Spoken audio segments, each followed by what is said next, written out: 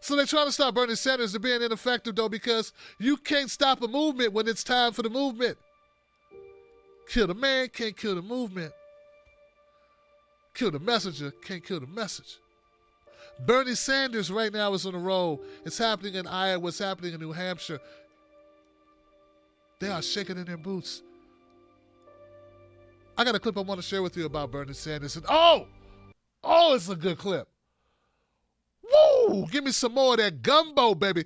I'm trying to tell you guys, it's like my grandmother cooked me something. Like my grandma was an excellent cook, man. She was, love you. Love you, Leslie. Oh, she could cook. She could throw down, put her foot in it. Woo! Make you want to smack your mother. That's how good this clip is. This clip is that good, guys. Here goes Bernie Sanders. And I'm going to have some words to say after this clip. Watch this. Watch this, Johnson. Suddenly, Donald Trump is talking about our campaign. Suddenly, the Republican National Committee is tweeting about our campaign. Suddenly, we have the Democratic establishment very nervous about this campaign. We got Wall Street nervous. We got the insurance companies nervous. We got the drug companies nervous. We got the fossil fuel industry nervous. We got the military-industrial complex nervous. We got the prison-industrial complex nervous. We got billionaires going on television crying that they're going to have to start paying their fair share of taxes. And they're starting to think, could this really happen? Could there really be a political movement in America which brings together blacks and whites and Latinos and Asian Americans and Native Americans, gay and straight, to stand up as working class people fighting for change? We are their worst nightmare. Ow. Ow. Body shot, body shot. Ow, ow. Body shot. But, ladies and gentlemen, you had just witnessed the beatdown coming from none other than Brooklyn's own Senator from Vermont, Bernard Sanders. Beating down the powers that be. Going toe-to-toe. And did you listen at the beginning? What was the first name? What was the first entity that Bernie said is nervous? Okay, what was the second one? What was the second one, guys? What was the second one? What was the second one? Suddenly, Donald Trump is talking about our campaign. Suddenly, the Republican National Committee is tweeting about our campaign. Suddenly, we have the Democratic establishment very nervous about this campaign. There it is. That's what I was looking for. That's what I'm looking for. That's what I'm looking for, Johnson. That's what I'm looking for. He said we got Donald Trump tweeting about us. They're talking about us. Look at them, Johnson. We're on their minds, Johnson. We're in their heads. We're whirling around in their heads. We're setting up residency in their brains, Johnson. The RNC's talking about us. But who's nervous? Who's shaking in their damn boots? The Democratic establishment. The Democratic establishment. See, because I heard somebody saying that Bernie Sanders didn't have the heart to call out the DNC. Somebody said Bernie, we ain't going to talk bad about the Democrats. He a punk, he weak, he's scared. He lame, he don't have what it take. He not going to challenge him. He not going to do nothing. Here's the thing, guys. When you are wrong, you should have to say, I was wrong.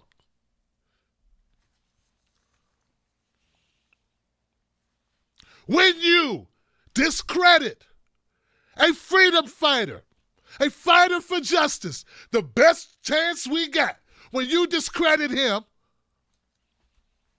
and call yourself, oh, God, man. Talk to me, y'all. Come on, man.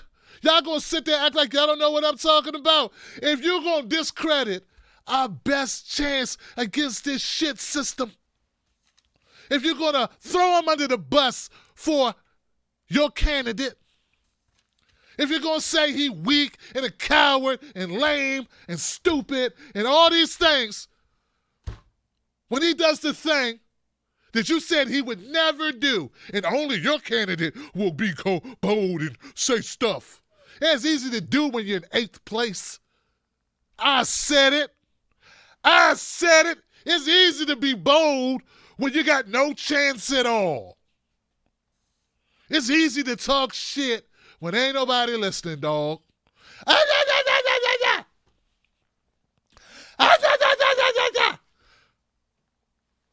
You can throw rocks from way over there. You ain't hitting nobody, son. When you denigrate, dog out, make up garbage based on no facts, no information, nothing, just say shit. When you prove it wrong, shouldn't you have to eat crow? Shouldn't you have to eat a little crow there, Johnson? Huh? Shouldn't you have to eat crow? When you get bodied on your own show, when you get embarrassed by the news cycle that shows you, we got a fighter in Bernie Sanders, when it's evident and clear, he didn't hesitate. What's going to be your story now? I bet he learned that from Tulsi. I bet Tulsi taught him how to stand up. I mean, I know he's been in politics longer than she's been alive, but I'm sure he learned how to fight from her. You mean he didn't know how to fight? I mean, shouldn't you have to apologize? Huh? Are you just that unethical? Shouldn't you have to say I was wrong? I haven't heard it yet. His viewers don't hold him accountable. He doesn't hold himself accountable. No one holds him accountable for shit he says. I'm just wondering, guys. Bernie Sanders is the best chance my family has. Bernie Sanders holds the best chance for this country, for poor children, for black children, for Latino children, for white children, for Asian children, for Native American children, for people in this country and outside. Bernie Sanders is the best shot we got. And I had to listen to you mislead people, shame him, shame his campaign, say they had no strategy. Now he's in first place in Iowa. I don't hear you saying, well, maybe I was wrong. Maybe his strategy, there was a strategy that I wasn't privy to. You know, I've run so many campaigns and advised so many politicians. You know, maybe I got this one wrong because I had this long, illustrious record of, you know, giving information and running political campaigns and coaching political leaders. I have such a vast experience. But you don't have any experience, Johnson. So all I'm saying is, Bernie's calling out the establishment. He's fighting. He's always been fighting the establishment.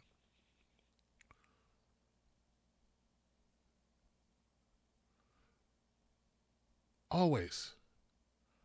He's the best chance we have. And he's doing his job.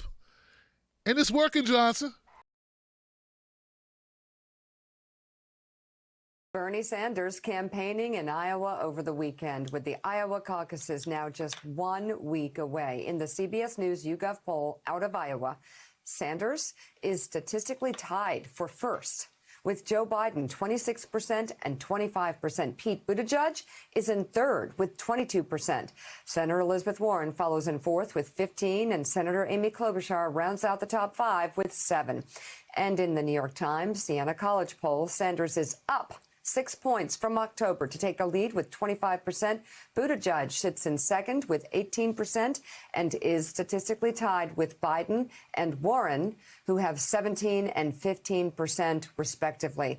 Klobuchar is in fifth with 8%. Interesting numbers. Joining us now, national political correspondent for NBC News and MSNBC and author of The Red and the Blue, Steve Kornacki, and former chief of staff to the DCCC and a former director of strategic communications for Hillary Clinton's presidential campaign, Adrienne Elrod. She's an MSNBC contributor. So, Steve Kornacki, we are finally at the moment, as the Patriot said at Bunker Hill, where we can see the whites of their eyes. So when we see these polls, Iowa is upon us. Nobody can no longer tut them away and say, oh, these polls don't matter.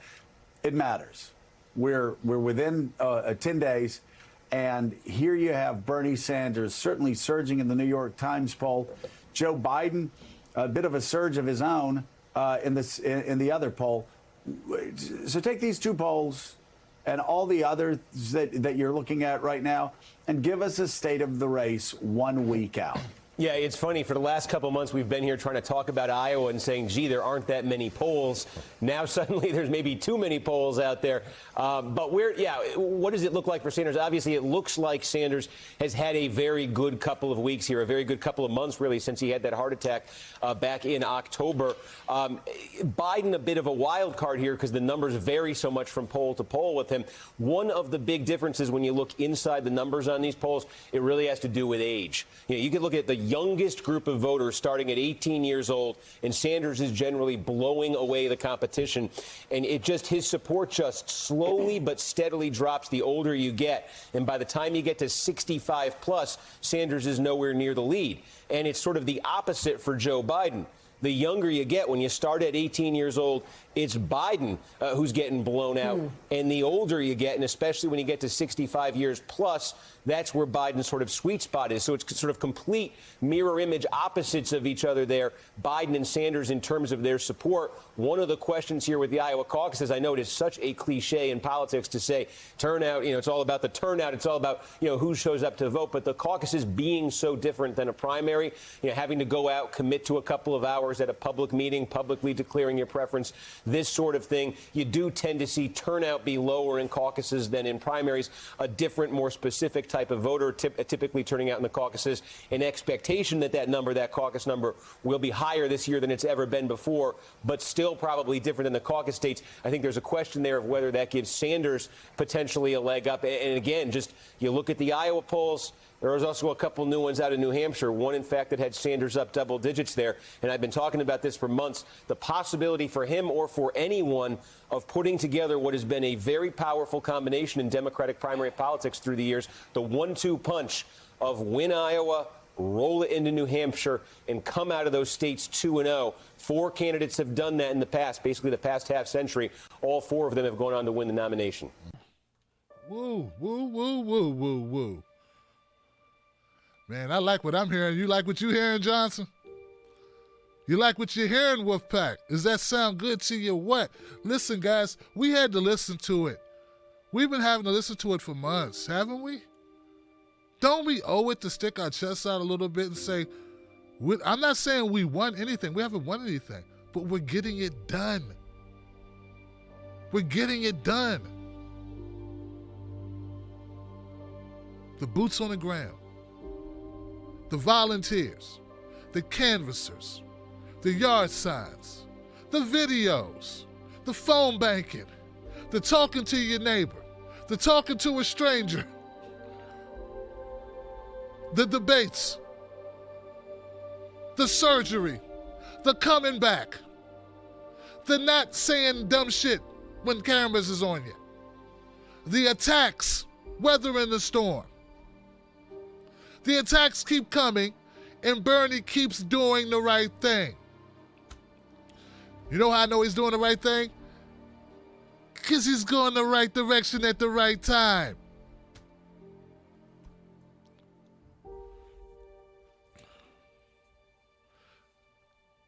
Joe Scarborough says right now, you can't say it. They've been saying it for a while. Hey, the polls don't matter. It's too early. We got a long time to go.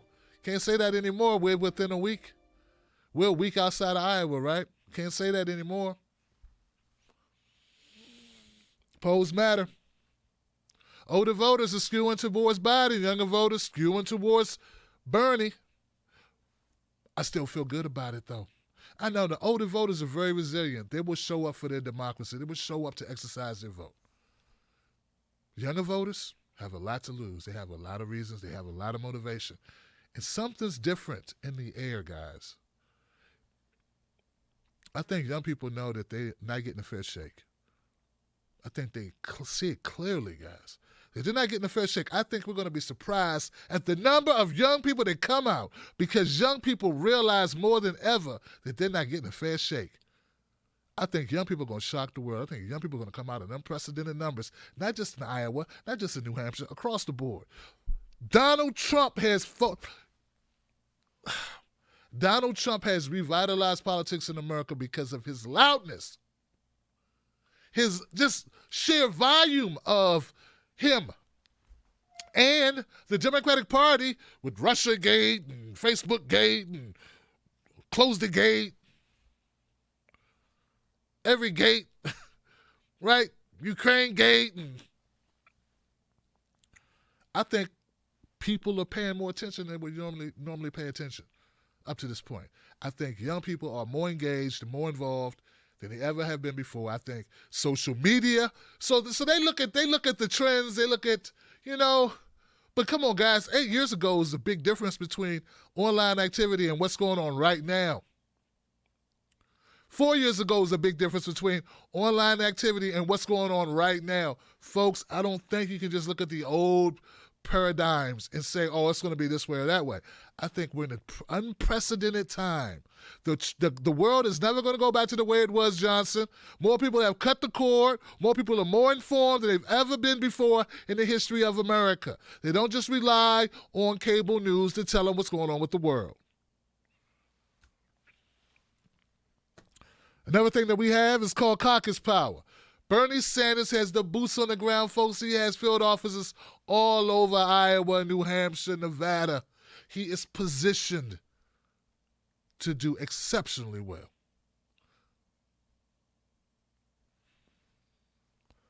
Not just Iowa, New Hampshire. Not just Iowa, New Hampshire.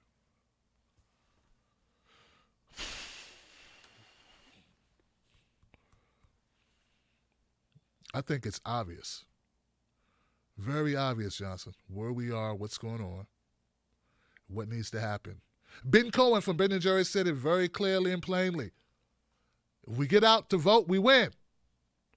Young people got to get off their butts and go vote. That's what's got to happen. Obama got something right. He said, don't boo, vote.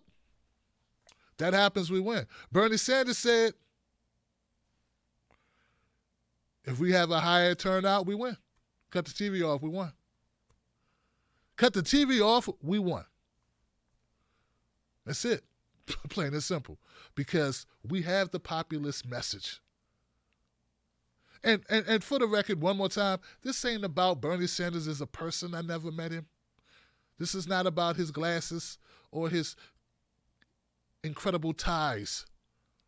Though I have no problem with his glasses or his ties, Johnson. This is about his policy. And about the feeling that I have that more so than any other candidate running in this race, Bernie is focused on getting done what Bernie has been talking about getting done for 40 years. I just believe he's a stubborn guy who believes what he believes. And he's not going to go in and just change all that because Hillary said some mean things to the Hollywood Reporter on a Hulu special.